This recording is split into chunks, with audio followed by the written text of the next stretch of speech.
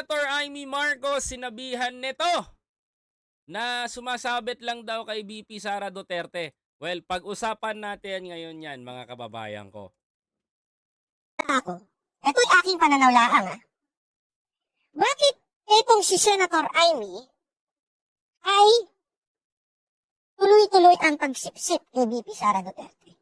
Sinabihan po ni Boy Gcash, si Bayad Bay, na si Senator Amy daw po ay sumisip-sip kay VP Sara Duterte. Totoo ba, mga kababayan?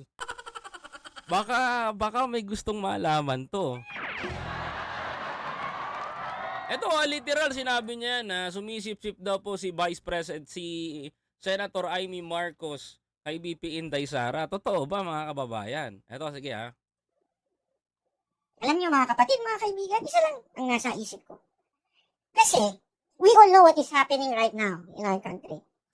English yung bumanat si Kupal May banat si Kupal pa-English Sige. Pagdating mo sa survey, we all know that the president, the vice president, the entire government is going down. Huwag na, maniwala ba kayo kay Romualdez, tumataas siya?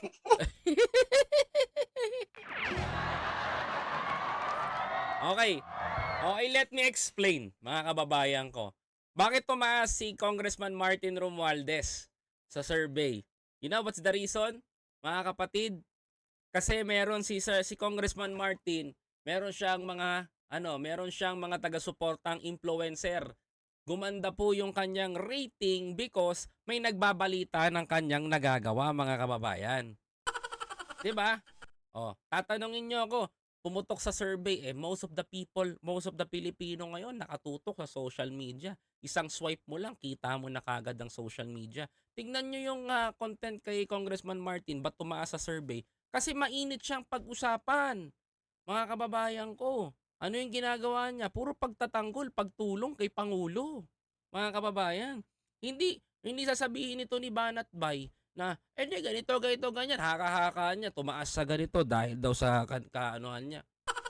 Kalokohan daw, mga kababayan. So what do I mean? It is a fact. In history, all president bumabagsak yan. Bumababa yan. Only PRRD ang hindi bumababa. Ano daw?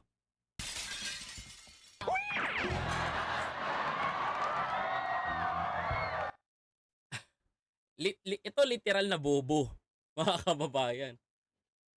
Sa lahat daw ng mga umaandar na nagsa-survey, ito daw sa lahat daw, kinumpara niya si Martin, kinumpara niya si PRRD daw, hindi daw bumababa ang trust rating, mga kababayan. Paano tataas? Paano hindi bababa ang trust rating ni PRRD? Wala na naman sa serbisyo yung tao, dinadamay mo pa. Wag na tayo magbuhat ng bangko dito. Diyos ko. Hello po sa inyo, Titrix Sevilla 11.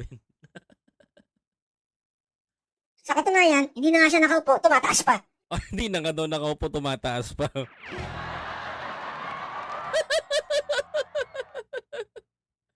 Sa katunayan, hindi na nga daw nakaupo si PRRD, tumataas pa daw po, mga kapatid. Magkaiba ang nakaupo sa hindi nakaupo. Yung nakaupo, madaming ginagawang trabaho. Kahit naman nung panahon ni PRRD, di ba? Binabanatan siya. Bumababa ang trust rating niya. Sa bibig mo na nga nanggaling Pag ang presidente, bumababa ang trust rating ng tao. Bakit, mga kababayan ko? Kasi may paparating na bago. Di ba? On your mouth, nanggaling na yan. Ang tanong ko kasi dito, nakakatawa ka. Binubuhat mo na naman si PRRD. Alam mo kasing tatakbo. Kailan mag-i-election, doon ka na naman didikit. No? Ay! Galing talaga. Diba? People are realizing what he did ng kanyang term. People realizing what he did. Naaalala nga namin. War on drugs, lisensya, mga pinagpatuloy niyang project ng PPP na ginawang build. Wala namang problema doon. Tapos yung pangako niya na babawiin ng West Philippine Sea, but suddenly, hindi niya nagawa. Yan ang mga naaalala namin. Okay? Hindi ko pinopoint sinasabi ko lang. Ngayon, etong bumababang administrasyon, bumababang gobyerno, bumababang bansa natin, Anong bumababang bansa natin? Umaangat ang bansa natin, huy! This kind of content is crab mentality. Mga kababayan ko, ba't ko sinasabing crab mentality? Like I said sa content ko, mga kababayan ko, nung panahon ni PRRD, magkano ba ang gasolina? Pumalo nga tayo ng di ba, ng 58, 57, 67? Ibig sabihin pala nito, buti pa pala yung panahon ni Pinoy at ni Gloria, parang pinamumukha mo sa amin dito. Sa'yo na nananggaling yan, nilalaglag mo si PRRD. Mga kababayan ko, tignan mo tignan mo, panahon ni Pinoy, aminado tayo, ang diesel, 27 pesos. Ang premium gas at unleaded nasa 42.38, mga kababayan. Pumasok si PRRD, nags 57.65. Mga kababayan ko, ano pang susunod? Naaalala nga ng tao, alala nga namin eh. Ang problema dito, itong si Banat Bay, bibit-bitin niya pa ilalim si Pangulong Duterte. Promise, mga kababayan ko. Hindi ko binabanatan si Tatay Digong pero ang magbibit-bit pababa kay Pangulong Duterte itong mga banat itong tao na to. bababa pa ito. Tandaan ninyo, bababa pa po ito sa mga susunod na taon. Sigurado yan, pattern na po yan. History na po ang magpapatunay yan. Kaya nga po, sasamang babagsak dyan, itong si Senator Amy Marcos. Eto, isisingit niya na naman ngayon. Si Senator Amy na naman ang babanatan kukutsain nito. Kasama daw babagsak ng administrasyon Pangulong Bongbong Marcos si Senator Amy. Okay, given na daw. Sige lang. Bakit po? Marcos Jose. Dahil daw sa pagiging Marcos kasama sa pagbagsak, anon? Sa bibig niya nang galing yan, Tingnan nyo, Itong si Senator Amy Marcos. Bakit po? Marcos Jose. Marcos daw kasi kaya daw pag bumagsak daw si PBBM, babagsak din daw si Senator Amy.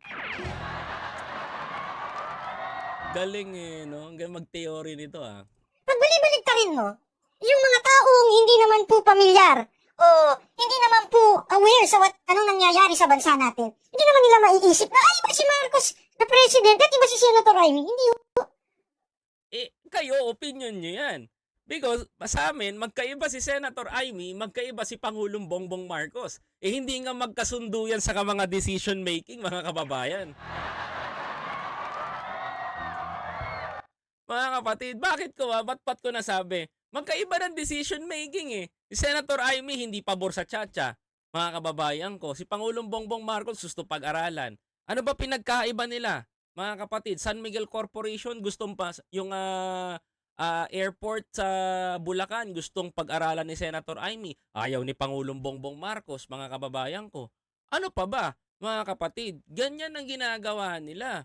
'Di ba? Ngayon sasabihin nito, I think mga kababayan ko, itong si Mr. Banat Bay o to si Byron, si Boy Gcash, mga kababayan ko, is trying to alam mo, hilahin pababa si Senator Amy Porto sa 2025 election. Kano ba bayad sa'yo ngayon, pre? Diba? Alam mo, target niya ngayon hilahin si Senator Amy Marcos pababa ngayon 2025 election Napapansin ko Pareho pa rin ang tingin nila. Family name pareho yan. Diba? We know. Family name yan. Oo, pare-pareha silang Marcos pero may sari-sariling decisions yung mga yan. Alangan naman decision ni Pangulong Bongbong Marcos, gusto niya ibalik ang tsa-tsa, sasang-ayunan ni Senator Amy. Mga kababayan, hindi ganun yun. Tatagilid sila dun. Mga kababayan ko, hindi nga magkasundo minsan sa kanilang mga decision making si Senator at si Pangulo. Mga kababayan ko, kaya nga kung minsan nagkakalituhan. Mga kapatid, buti pa to si Byron, alam na alam niya yung ibig sabihin nun. Anak ka ng teteng, So, anong ibig ko lang sabihin? Senator Amy is going down. Matik na rin ho yan. Para sa'yo, binagsak mo na kagad, hindi pa ka nakakatakbo. Direk Daryl! Ano ba to?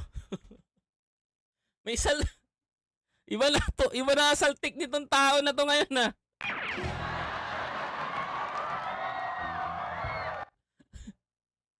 Ang pagbagsak daw pag bumagsak daw si Pangulong Bongbong Marcos, kasabay daw si Senator Amy Marcos.